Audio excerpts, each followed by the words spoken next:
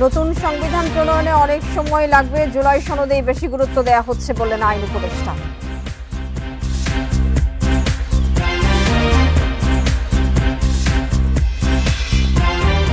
সন্ত্রাস বিরোধী সংশোধনী অধ্যাদেশের খসড়া অনুমোদন, সন্ত্রাসে জড়িত ব্যক্তি ও হত্যার কার্যক্রম নিষিদ্ধ।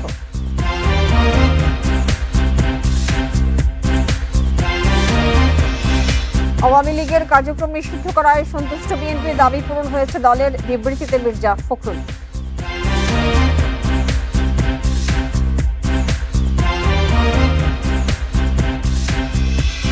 পুঁজিবাজারে আস্থা ফেরাতে প্রধান উপদেষ্টার 5 নির্দেশনা, বহুজাতিক ও বড় কোম্পানি তালিকাভুক্তির উদ্যোগ।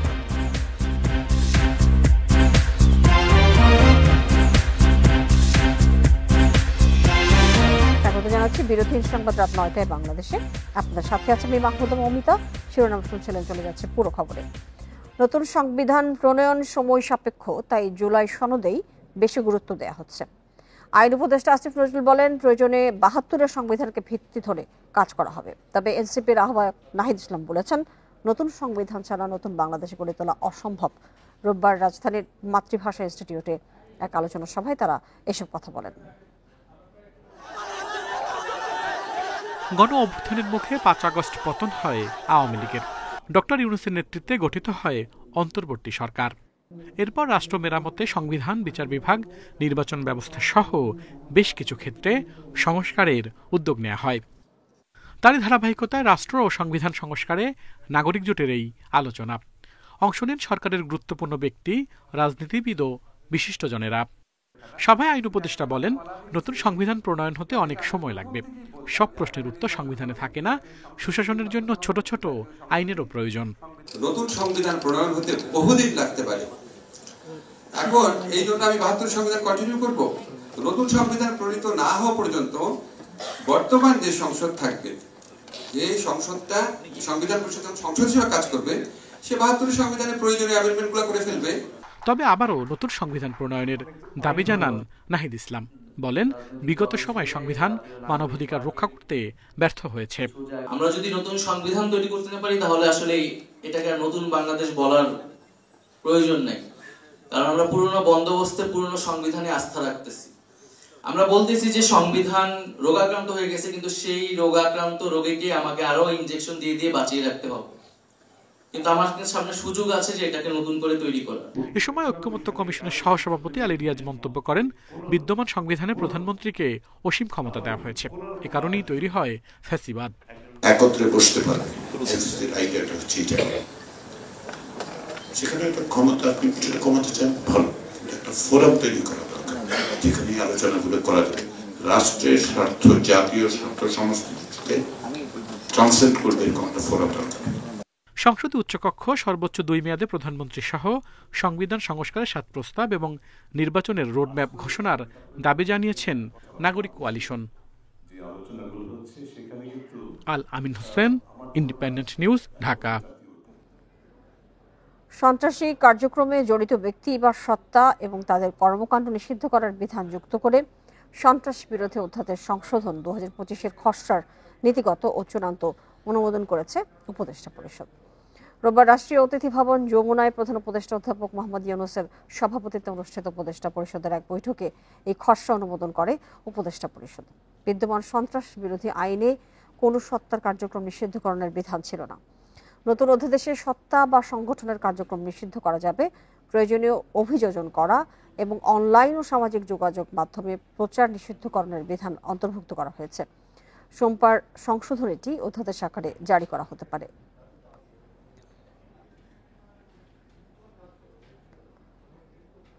মানবতা বিরোধী অপরাধে অভিযুক্ত রাজনৈতিক দল কিংবা তার কোনো অঙ্গ সংগঠনের বিচার করতে পারবে আন্তর্জাতিক অপরাধ ট্রাইব্যুনাল। অপরাধ প্রমাণ হলে দল নিষিদ্ধ, নিবন্ধন বাতিল ও সম্পদ বাজেয়াপ্ত সহ নানা শাস্তি দিতে পারবে আদালত। ট্রাইব্যুনাল আইনে এই সংক্রান্ত বিধান যুক্ত করে অধ্যাদেশের গেজেট প্রকাশ করেছে সরকার। আইনে আগে থেকে বিচারের জন্য অর্গানাইজেশন কিংবা সংগঠন উল্লেখ থাকলেও এর ব্যাখ্যা ও শাস্তি নির্ধারণ ছিল না। ছাত্র জনতার আন্দোলনের মুখে আওয়ামী লীগকে বিচারের আওতায় আনতে রাষ্ট্রপতির অধ্যাদেশের মাধ্যমে এই আইনের সংশোধন করা হলো। সংশোধনীতে বলা হয়েছে, সংগঠন বলতে কোনো রাজনৈতিক দল বা তার সহযোগী কোনো সত্তা যদি মানবতা বিরোধী অপরাধে জড়িত বলে ট্রাইব্যুনালে প্রমাণ পায়, তাহলে ওই দল বা সংগঠনের কার্যক্রম স্থগিত বা নিষিদ্ধ করা, নিবন্ধন বা রেজিস্ট্রেশন বাতিল করতে পারবে এবং তাদের সম্পত্তি বাজেয়াপ্ত করতে পারবে। বাংলাদেশে প্রচলিত অন্যান্য আইনেও সংগঠনকে ব্যান করার বা সংগঠনের বিরুদ্ধে শাস্তি দেওয়ার বিধান আছে। তথাপিও আন্তর্জাতিক অপরাধ ট্রাইব্যুনালের মতো একটি ইন্টারন্যাশনাল স্ট্যান্ডার্ড আইন বা ট্রাইব্যুনালে একটি সংগঠন বা কোনো ব্যক্তির বিচার যদি সম্পন্ন হয়ে থাকে, সেটি হবে মানুষের জন্য অ্যাকসেপ্টেবল। আওয়ামী লীগের সাংগঠনিক কার্যক্রম বন্ধ রাখার সরকারি সিদ্ধান্তে আনন্দিত বিএনপি। আজ এক বিবৃতিতে একথা জানিয়েছেন দলটির মহাসচিব মির্জা ফখরুল ইসলাম আলমগীর। বিবৃতিতে তিনি বলেন, দেরিতে হলেও প্রাসঙ্গিক আইন সংশোধন করে ফ্যাসিবাদী দলের বিচারের সিদ্ধান্তকে সঠিক মনে করে বিএনপি। তবে বিএনপির দাবি মেনে আগে এই সিদ্ধান্ত নিলে চাপের মুখে ব্যবস্থা নেওয়ার মতো বিব্রতকর অবস্থায় পড়তে হতো না সরকারকে। প্রধান উপদেষ্টার সাক্ষাতে লিখিত পত্রে গণহত্যা ও মানবতা বিরোধী অপরাধের দায়ে আওয়ামী লীগকে বিচারিক প্রক্রিয়ায় নিয়ে আসা ও তাদের সঙ্গে যুক্তদের বিচার দ্রুত করে রাজনীতির ময়দানকে জঞ্জাল মুক্ত করার দাবি জানিয়েছিল বিএনপি। নির্বাচনের রোড ম্যাপ ঘোষিত না হওয়ায় জনমনে ক্ষোভ সৃষ্টি হচ্ছে দাবি করে সেই ব্যাপারে সচেতন হতে সরকারের প্রতি আহ্বান জানান বিএনপি মহাসচিব। রাজনৈতিক দলগুলোর সঙ্গে আলোচনা করে আওয়ামী লীগের কার্যক্রম নিষিদ্ধ করলে ভালো হতো বলে মন্তব্য করেছেন জামায়াতে ইসলামের আমির ডাক্তার শফিকুর রহমান। বিকেলে রাজধানীতে বাংলাদেশ ইনস্টিটিউট অব প্ল্যানার্সের 50 বছর পূর্তি অনুষ্ঠানে তিনি এই মন্তব্য করেন। শফিকুর রহমান আরও বলেন, জামায়াতে ইসলামী ক্ষমতায় গেলে এই প্রতিষ্ঠানের কার্যক্রম বাস্তবায়নে সহায়তা করবে।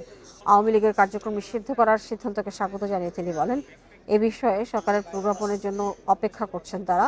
সেটা দেখার পর জামায়াত এই নিয়ে বিস্তারিত প্রতিক্রিয়া জানাবে।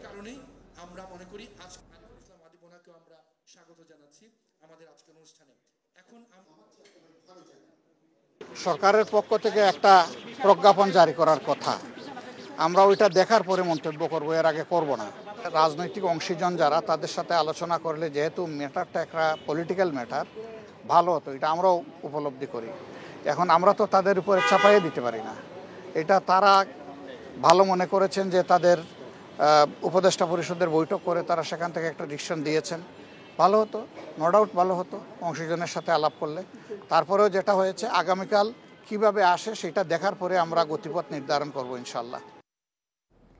নিষিদ্ধ হয়েছে আওয়ামী লীগ, এবার প্রশ্ন উঠেছে নিবন্ধন কি থাকবে? ইসি সচিব আক্তার আহমেদ জানিয়েছেন, এই বিষয়ে সিদ্ধান্ত নেবে নির্বাচন কমিশন। আর সাবেক নির্বাচন কমিশনার জেসমিন টুলি বলেন, নিবন্ধন বাতিল না হলেও পরবর্তী নির্বাচনে অংশ নিতে পারবে না আওয়ামী লীগ, কারণ দলটির সব কার্যক্রম নিষিদ্ধ করা হয়েছে। আওয়ামী লীগ নিষিদ্ধের দাবিতে বৃহস্পতিবার থেকে আন্দোলন শুরু হয়। যমুনার সামনে অবস্থান ও শাহবাগ ব্লকেডের পর শনিবার জরুরি বৈঠকে বসেন উপদেষ্টারা। পরে আওয়ামী লীগের কার্যক্রম নিষিদ্ধের সিদ্ধান্ত জানান আইন উপদেষ্টা আসিফ নজরুল।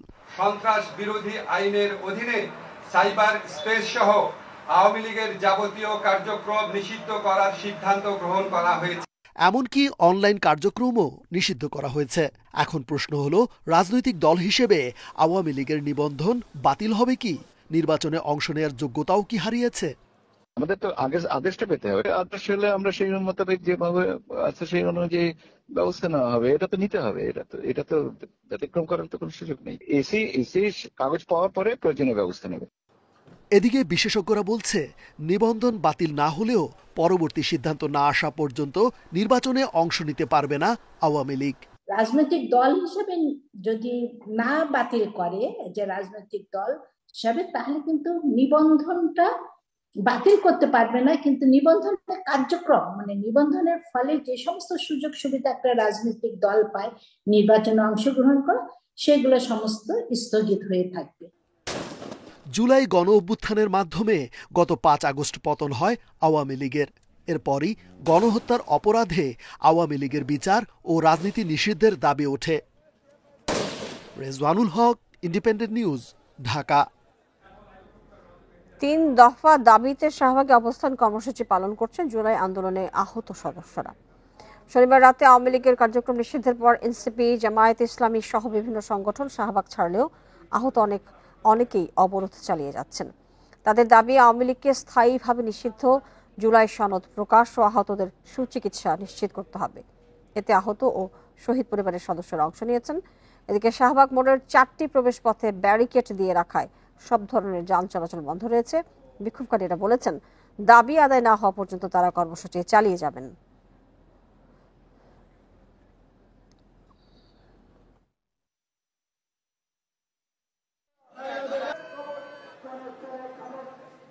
গত মার্চ মাসে আমাদেরকে সরকার আশ্বাস দেয় জুলাই ঘোষণাপত্র দিবে, তারা জুলাই ঘোষণাপত্রটা দেয়নি, যার পরিপ্রেক্ষিতে তাদের প্রতি আমাদের আস্থা কমে গিয়েছে। এই বাংলাদেশে আর আওয়ামী লীগ রাজনীতি করতে পারবে না, তাদেরকে বিচার করতে হবে। আর আমাদেরকে এই আহতদের সনদপত্র দিতে হবে। জাতীয় ঐকমত্য কমিশন থেকে ডক্টর ইফতেখারুজ্জামানের অপসারণ ও ইউপিডিএফ এর কার্যক্রম নিষিদ্ধ সহ 5 দফা দাবিতে বিক্ষোভ করেছে স্টুডেন্টস ফর সভারেন্টি। বিকেলে ঢাকা বিশ্ববিদ্যালয় টিএসসির সামনে এই সমাবেশ হয়েছে। এ সময় বক্তারা পাহাড়ে স্বায়ত্তশাসন দাবি করা আঞ্চলিক সংগঠন ইউপিডিএফকে রাজনৈতিক স্বীকৃতি প্রশ্নে ঐকমত্য কমিশনের বৈঠকের বিরোধিতা জানান। সংগঠনটির আহ্বায়ক জিয়াউল হক দাবি করেন, ইউপিডিএফ একটি সন্ত্রাসী সংগঠন। তাদের সাথে বৈঠকের সিদ্ধান্ত দেশের সার্বভৌমত্বের প্রতি ঐকমত্য কমিশনের দায়বদ্ধতা প্রশ্নবিদ্ধ হয়েছে। ওই বৈঠক বিচ্ছিন্নতাবাদকে উস্কে দিয়েছে বলে অভিযোগ করেন তিনি। এছাড়া পাহাড়ে সন্ত্রাসী কার্যক্রম নিষিদ্ধে সার্বিক ব্যবস্থা নেওয়ার দাবি জানায় স্টুডেন্টস ফর সভারেন্টি। সন্ত্রাসী সংগঠনের সাথে বৈঠক করার মাধ্যমে তাদের যে নৈতিক দায়বদ্ধতা বাংলাদেশের সার্বভৌমত্বের প্রতি, সেই দায়বদ্ধতা তারা হারিয়ে ফেলেছে। কাজে আমরা স্পষ্ট বলতে চাই যে অন্তর্বর্তী সরকারের যেসব কুশীলব যারা পার্বত্য চট্টগ্রামের বিচ্ছিন্নতাবাদীদেরকে সহযোগিতা করছে, বিচ্ছিন্নতাবাদ উস্কে দিচ্ছে, সেই সব কুশীলবদেরকে অতি দ্রুত ঐকমত্য কমিশন থেকে অপসারণ করতে হবে। আন্তর্জাতিক অপরাধ ট্রাইব্যুনালের অনেক কর্মকর্তা কর্মচারী এখন যেন গলার কাটা। স্বৈরাচারী শেখ হাসিনার সরকারের সময় নিয়োগ দেওয়া হয় এসব ব্যক্তির মধ্যে অনেককে ঘিরে নানা সন্দেহ থাকলেও আমলাতান্ত্রিক জটিলতায় বদলি করা যাচ্ছে না। বাধ্য হয়ে তাদের রেখেই চালাতে হচ্ছে রাষ্ট্রের সবচেয়ে স্পর্শকাতর বিচার প্রক্রিয়া। জরুরি ভিত্তিতে কয়েকজনকে বদলি করা দরকার বলছে প্রসিকিউশন। আওয়ামী লীগ সরকারের পতনের পর গুরুত্বপূর্ণ অফিস আদালতে রদবদল হলেও ভিন্ন চিত্র আন্তর্জাতিক অপরাধ ট্রাইব্যুনালে। বিচারক থেকে প্রসিকিউশন টিম সম্পূর্ণ বদলে গেলেও রয়ে গেছেন আগের আমলের কর্মকর্তা কর্মচারীরা। যুদ্ধাপরাধের অভিযোগে জামাত ও বিএনপি নেতাদের বিচারের সময় এদের নিয়োগ দিয়েছিল আওয়ামী লীগ সরকার। এখনও ট্রাইব্যুনালের বিভিন্ন দায়িত্বে তাদের রেখেই চলছে ওই সরকারের গুরুত্বপূর্ণ ব্যক্তিদের বিচার কাজ। অথচ প্রসিকিউটররা জানান, নিরাপত্তার জন্য ওই কার্যালয়ের মালি থেকে কর্মকর্তা প্রত্যেকের দিকেই নজর রাখতে হয়। সম্প্রতি গ্রেপ্তারি পরোয়ানার তথ্য পাচারের ঘটনায় অনেকের প্রতি বেড়েছে সন্দেহ।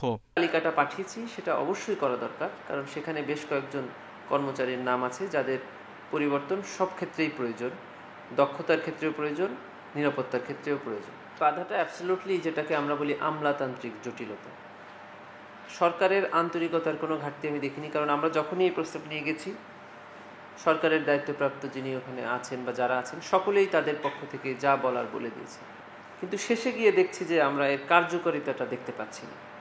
শুধু ট্রাইব্যুনালের জন্যই তাদের নিয়োগ দেওয়া হয়েছে বলে বদলি নিয়ে জটিলতা দেখা দিয়েছে। তবে প্রসিকিউশন বলছে সরকার চাইলেই পরিবর্তন সম্ভব। এজন্য সুপ্রিম কোর্ট ও আইন মন্ত্রণালয়ে কয়েক দফা চিঠিও দিয়েছে প্রসিকিউশন। রিয়ারেঞ্জ করা অত্যন্ত জরুরি, কারণ আমাদের ট্রাইব্যুনাল, বিশেষ করে প্রসিকিউশন, এটা অত্যন্ত একটি সেন্সিটিভ জায়গা। বিগত আমলে যারা ছিলেন তারা একটি মন মানসিকতা তারা একটা ধারণ করত। স্বাভাবিক 5ই আগস্টের পরে একটি বিপ্লবী সরকার গঠিত হওয়ার পরে তারা যে মন মানসিকতা ধারণ করে সেটা দিয়ে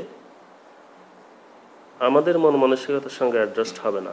ট্রাইব্যুনালের প্রসিকিউশন অফিসে কাজ করছেন 30 জন কর্মকর্তা কর্মচারী। এছাড়া রেজিস্ট্রার অফিসে কর্মরত আরও 30 জন। তাদের চাকরি স্থায়ীকরণ সংক্রান্ত জটিলতায় সরানো যাচ্ছে না। Zahidul Bashar, Independent News, Dhaka. Share বাজারের উন্নয়নে বহুজাতিক ও বড় বড় কোম্পানি তালিকাভুক্ত করার উদ্যোগ নেওয়ার পাশাপাশি 5টি নির্দেশনা দিয়েছেন প্রধান উপদেষ্টা প্রফেসর মোহাম্মদ ইউনূস। সকালে প্রধান উপদেষ্টার বাসভবন যমুনায় পুঁজিবাজার সংশ্লিষ্টদের সঙ্গে বৈঠকে এই নির্দেশনা দেন তিনি। পরে প্রধান উপদেষ্টার প্রেস সচিব শফিকুল আলম সাংবাদিকদের এই তথ্য জানান। বলেন, সংস্কারের মাধ্যমে পুঁজিবাজারে আস্থা ফেরাতে 3 মাসের মধ্যে বিদেশ থেকে অভিজ্ঞদের আনার নির্দেশ দিয়েছেন প্রধান উপদেষ্টা অধ্যাপক মোহাম্মদ ইউনূস। এছাড়া বেসরকারি খাতের বড় কোম্পানিগুলোকে শেয়ার বাজারে আনতে প্রয়োজনে প্রণোদনা দেওয়ার নির্দেশ দেওয়া হয়েছে। পাশাপাশি অনিয়মের অভিযোগ আছে এমন ব্যক্তিদের বিরুদ্ধে ব্যবস্থা নেওয়ার নির্দেশ দেন তিনি। এছাড়া যেসব বড় কোম্পানি ব্যাংক থেকে ঋণ নিচ্ছে তারা কিভাবে শেয়ার বাজার থেকে বন্ড ইস্যুর মাধ্যমে অর্থ সংগ্রহ করতে পারে সে বিষয়ে গুরুত্ব দিয়েছেন প্রধান উপদেষ্টা।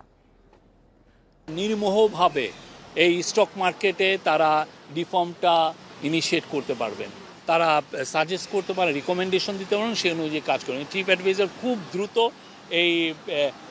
এই রিফর্মে যারা এবং যাদের এই অভিজ্ঞতা আছে, অন্যান্য আমাদের নেইবারিং কান্ট্রি হোক বা বাইরের হোক, যারা এই কাজগুলো করে এসছেন বিভিন্ন স্টক মার্কেটে, তাদেরকে, এবং এরা বিদেশি, যাদের আসলে আমাদের এই মার্কেটে কোনো স্টেক নাই, এরকম এক্সপার্টদেরকে আনতে বলেছে।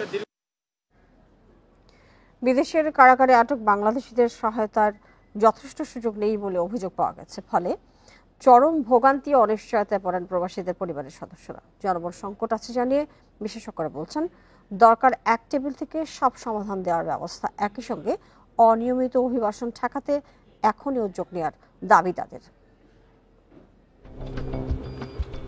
চলতি বছরের এপ্রিল পর্যন্ত সরকারি হিসাবে বিদেশের কারাগারে বন্দী আছেন 11,622 জন বাংলাদেশি। অবৈধ অভিবাসন, মানব পাচারের শিকার, মাদক ও মারামারির মতো আইন ভঙ্গ করার অভিযোগে তারা কারাগারে। এর মধ্যে মুক্তি পেয়ে কতজন দেশে ফিরেছেন তা কেউ জানে না। তবে জানা গেছে 19টি দেশের কারাগারে বাংলাদেশিরা আটক আছেন। সবচেয়ে বেশি সৌদি আরবের কারাগারে, সংখ্যায় তারা 8,000-এর মতো। মালয়েশিয়ায় আটক 1026 জন। এছাড়া দুবাইয়ে 896 ও ওমানে 440 জন কারাবাস করছেন। এদিকে বৈষম্য বিরোধী আন্দোলনের সমর্থনে বিক্ষোভ করে বিভিন্ন দেশে আটকদের মধ্যে 202 জনকেই ফিরিয়ে এনেছে অন্তর্বর্তী সরকার। তবে এখনো 22 জন দেশে ফেরার অপেক্ষায় কারাবাস করছেন আবুধাবিতে। আবুধাবি আল সদর জেলে আমাদের তথ্য মতে 19 জন আছে এবং গভর্নমেন্ট যেটা বলছে 22 জন, সেটা হচ্ছে যে আরও বিভিন্ন জায়গায় সিআইডি অফিসে এবং অনেকেই আটক আছে এবং এখন গ্রেফতার প্রক্রিয়াটা চলমান। সবার আগে কারাবন্দীদের সব তথ্য সংগ্রহ করার তাগিদ দিয়েছেন অভিবাসন বিশেষজ্ঞরা। এরপর সংশ্লিষ্ট দূতাবাসকে প্রতিটি মামলায় সহায়তা দেওয়ার পরামর্শ তাদের। সেই অনুযায়ী কত সময়ের মধ্যে, কতদিনের মধ্যে কি তথ্য সে মন্ত্রণালয়ে পাঠাবে, পরিবারকে তথ্য দিতে হলে কিভাবে দেবে, আইনজ্ঞ নিয়োগ করতে হলে সেটা কিভাবে হবে, যারা অন্তরীণ আছে বাংলাদেশি তাদের জন্যই এক ধরনের একটা স্ট্যান্ডার্ড অপারেটিং প্রসিডিওর, এসওপি জাতীয় একটা কিছু হয়তো করা যেতে পারে। অনিয়মিত অভিবাসন কমানোর জোর তাগিদ দিয়েছেন বিশেষজ্ঞরা। এজন্য দেশ ছাড়ার আগে প্রতিটি কর্মীকে গন্তব্য দেশের নিয়ম নীতি আইন সম্পর্কে ভালো ধারণা দেওয়া জরুরি। আমাদের লেবার অ্যাটাচিগুলোর মধ্যে কিন্তু এক ধরনের ল রিটেনারের পোস্টটা খুব দরকার, যারা আমাদের ওয়ার্কারদের পক্ষে আইনি লড়াইটা করবেন, কারণ ওখানে আমাদের যে বাংলাদেশ হাইকমিশনের যে লোকবল আছে তারা কিন্তু খুবই অপ্রতুল। বিদেশের জেলে থাকা স্বজনের খোঁজ পেতে প্রবাসী কল্যাণ মন্ত্রণালয়ে আলাদা ডেস্ক খোলার দাবি সংশ্লিষ্টদের। সুলতানা জাহান নিতু, ইন্ডিপেন্ডেন্ট নিউজ, ঢাকা। সারা দেশে তীব্র গরমে হাঁসফাঁস অবস্থা। ঢাকা, রাজশাহী সহ 8 জেলায় বয়ে যাচ্ছে তীব্র থেকে অতি তীব্র তাপপ্রবাহ। তবে মঙ্গলবার থেকে বৃষ্টির পূর্বাভাস দিচ্ছে আবহাওয়া অফিস। তখন বৃষ্টির প্রভাবে কমবে তাপপ্রবাহ। কয়েকদিন ধরে তীব্র রোদ ও ভ্যাপসা গরমে নাজেহাল সারা দেশের মানুষ। কোথাও কোনো স্বস্তি নেই। ভোর কিংবা রাতেও গরমের তেজ কমছে না। টানা 5 দিন ধরে এমন গরমে অতিষ্ঠ হয়ে উঠেছে জনজীবন। নেই বৃষ্টির দেখা। ছুটির দিনে সকাল থেকেই যেন পুড়ে যাচ্ছে রাজধানী। প্রচণ্ড গরম মানুষের জীবনকে করে তুলেছে বিপর্যস্ত। শহরের রাস্তাঘাট দুপুরের আগেই ফাঁকা হয়ে যাচ্ছে। এরই মধ্যে রিকশা চালক, নির্মাণ শ্রমিক ও দিনমজুরেরা রোদ ও গরম উপেক্ষা করে জীবিকার তাগিদে কাজ চালিয়ে যাচ্ছেন। খুলনা ও রাজশাহী বিভাগে তাপপ্রবাহ এখন সবচেয়ে বেশি। এর সঙ্গে চট্টগ্রাম, বরিশাল বিভাগেও তাপপ্রবাহ আছে।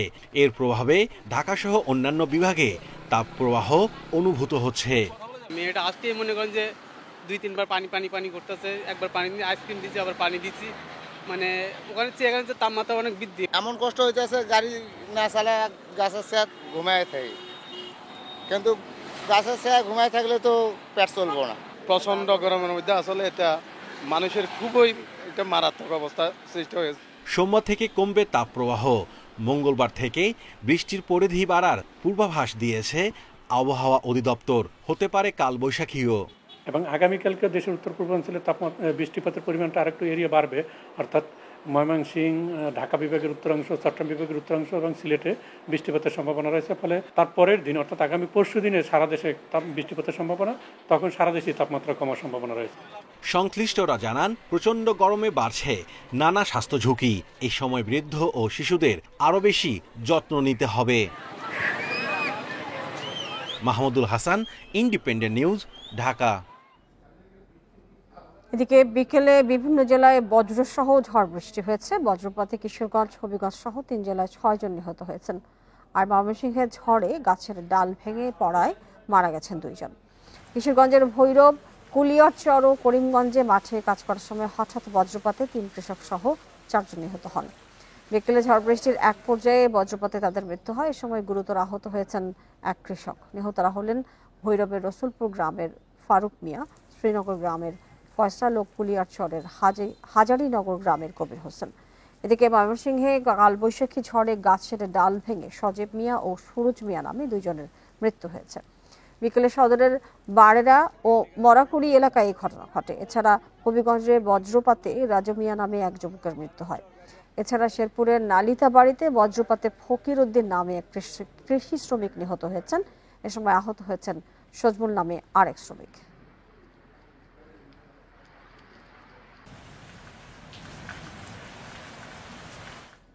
শাহজালাল বিমানবন্দরে কার্গোতে চাপ বাড়ায় জায়গা বরাদ্দে বৈষম্যের শিকার হচ্ছেন কৃষি পণ্য রপ্তানিকারকরা। তাদের দাবি, তৈরি পোশাক ও অন্যান্য খাতকে অগ্রাধিকার দিতে গিয়ে ব্যাহত হচ্ছে শাকসবজি ও ফল রপ্তানি। এসব পণ্যের রপ্তানি বাধাগ্রস্ত হওয়ায় ক্রেতা হারানোর অভিযোগ তাদের। এতে বাজার হাতছাড়া হওয়ারও শঙ্কা রয়েছে। ভারত ট্রান্সশিপমেন্ট সুবিধা প্রত্যাহারের পর বিকল্প হিসেবে সিলেট বিমানবন্দর থেকে চালু হয়েছে কার্গো ফ্লাইট। তবে এ সুবিধা থেকে বঞ্চিত হচ্ছেন কাঁচা শাকসবজি ও ফলমূল রপ্তানিকারকরা। কার্গো ফ্লাইটে তৈরি পোশাককে অগ্রাধিকার দেওয়ার অভিযোগ তাদের। ট্রান্সশিপমেন্ট সুবিধা বাতিলের পর থেকে বিমানের কার্গোতে এখন চাপ আরও বেড়েছে। এতে জায়গা না পাওয়ায় বিপাকে কৃষিপণ্য রপ্তানিকারকরা। ক্যালকাটার থেকে যে সমস্ত কার্গো যেত, ডাই কার্গো, এগুলো সব কিন্তু ঢাকার স্টেশনে চলে আসছে। আর সিলেট থেকে যেটা যাচ্ছে ওইটা কিন্তু অতটুকু ক্যাপাসিটি কিন্তু নাই, যার কারণে ঢাকা স্টেশনে এখন চাপটা 2 গুণ হয়ে গেল। সংকটের মধ্যে মে মাসে 2 দফা বেড়েছে কার্গো ভাড়া। এতে কৃষিপণ্য রপ্তানিতে আগ্রহ হারাচ্ছেন ব্যবসায়ীরা। সার্ভিস চার্জ সহ প্রতি কেজি কৃষিপণ্যের সর্বশেষ বাংলাদেশ বিমান ভাড়া বাড়িয়েছে 55 থেকে 60 সেন্ট পর্যন্ত। আমাদের ক্যাপাসিটিও কমে গেল, ভাড়া বেড়ে গেল। পাশাপাশি ক্যালকাটাতে যেহেতু ড্রাই কার্গো বাংলাদেশ থেকে জিয়া এক্সপোর্ট হতো, ওটা এখন না হওয়ার কারণে ক্যালকাটার স্পেস অনেক বেড়ে গেল।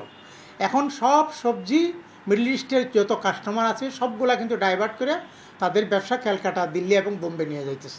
আমরা দ্রুততার সাথে এটা সমাধান করার জন্য সরকারের আশুদৃষ্টি কামনা করছি এবং এই সরকার যেন সকল বিষয়ে যেন দীর্ঘসূত্রতা না করে। কার্গো ফ্লাইটে কৃষিপণ্যের জায়গা স্বল্পতা দূর করতে কাজ চলছে বলে জানিয়েছেন বেবিচক চেয়ারম্যান। শাক সবজি, অন্যান্য ফ্রোজেন যেগুলো পচনশীল আইটেমস আছে সেগুলো যেন আমরা পৌঁছাতে পারি। তো তার জন্য ওখানে আমরা একটা তো প্যাকিং হাউস বলে সেই স্থাপনাটা লাগবে। আমরা অলরেডি কাজ শুরু করেছি এবং যত দ্রুত সম্ভব চিটাগং থেকে আমরা কার্গো অপারেশন শুরু করছি। যুক্তরাজ্য, কানাডা, সংযুক্ত আরব আমিরাত সহ বিভিন্ন দেশে প্রতিদিন প্রায় 700 টন সবজি রপ্তানি সম্ভব। যদিও নানা সীমাবদ্ধতায় দেশ থেকে দৈনিক এসব পণ্য যাচ্ছে মাত্র 180 টনের মতো। তৌহিদ রানা, ইন্ডিপেন্ডেন্ট নিউজ, ঢাকা। এই ছিল এখনকার সংবাদে। ধন্যবাদ সবাইকে সাথে থাকার জন্য।